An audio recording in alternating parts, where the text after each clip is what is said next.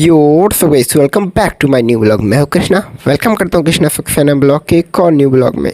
तो जैसा कि अभी टाइम हो रखा था 6:17 और अभी हम सो के उठ चुके थे। और आज मैं अपनी सुबह से लेके शाम तक की पूरी चीज़ें दिखाऊंगा रिकॉर्ड करके कि आज मैं दिन भर में क्या क्या करता हूँ। इसके लिए हम सुबह जल्दी से उठ जाते हैं और बाहर आके देखते हैं तो बादल हो रहे थे एकदम बेहतरीन और मौसम भी हो रखा था एकदम बहुत ही अच्छा। इसी के साथ हम मौसम का आनंद लेके खोल लेते हैं अपना मॉडल पेपर, क्योंकि हमारा कल है बॉटनी का पेपर।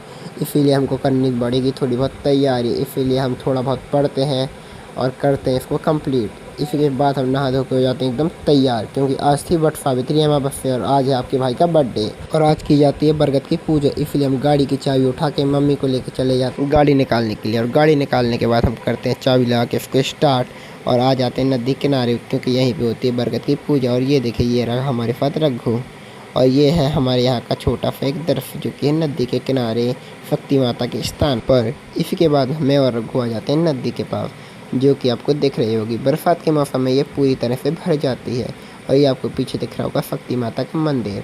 और तभी रघु किसी के झूले में झूलने लगता है और इसको लेके हम आ जाते हैं शक्ति माता के दर्शन करने के लिए, जो कि उनका मंदिर आपको यहाँ पे दिख रहा होगा। तो ये है हमारे यहाँ की शक्ति माता का मंदिर। तभी हम करने लगते हैं यहाँ की परिक्रमा, जो कि है नीचे और एक ये गुफा टाइप का दिखाई देती है।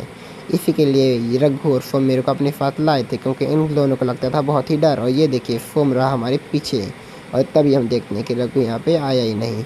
तो मैं और सोम करने लगते हैं परिक्रमा को पूर्ण, क्योंकि हमको देखना था कि आखिर रघु कहाँ गया। तो हम बाहर निकल के देखते तो रघु डर के मारे यहाँ खड़ा था। तभी हमको बाहर मिलता है छुट्टू। फिर हम कपड़े लेने के लिए मार्केट, जहाँ पे मैं लाता हूँ कुछ ये 3 शर्ट और 3 पैंट और इन्हीं के साथ में लेके आता हूँ वाइट कलर की स्नीकर।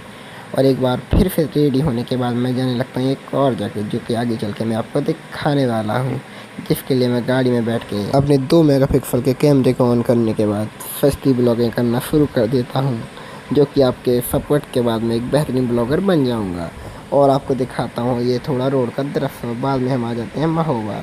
अब महोबा आने के बाद मैं आपको दिखाऊंगा कि हम यहाँ क्यों आए थे। हाँ तो दोस्तों, अब वो घड़ी आ चुकी है जब मैं आपको बताने वाला हूँ कि हम यहाँ क्यों आए थे। तो हम आए थे अपने भैया के लिए लड़की देखने के लिए, और लड़की देखने के बाद हम करते हैं आगे के कार्यक्रम को स्टार्ट, जहाँ पर मेरे को कद्दू कुछ भी समझ में नहीं आ रहा था। इसी के साथ खाना पीना खाने के बाद हो जाती है शाम, और शाम को मैं अपनी गैंग के साथ आ जाता हूँ बाहर गाड़ी के पास, क्योंकि अब हो चुका था टाइम घर जाने का।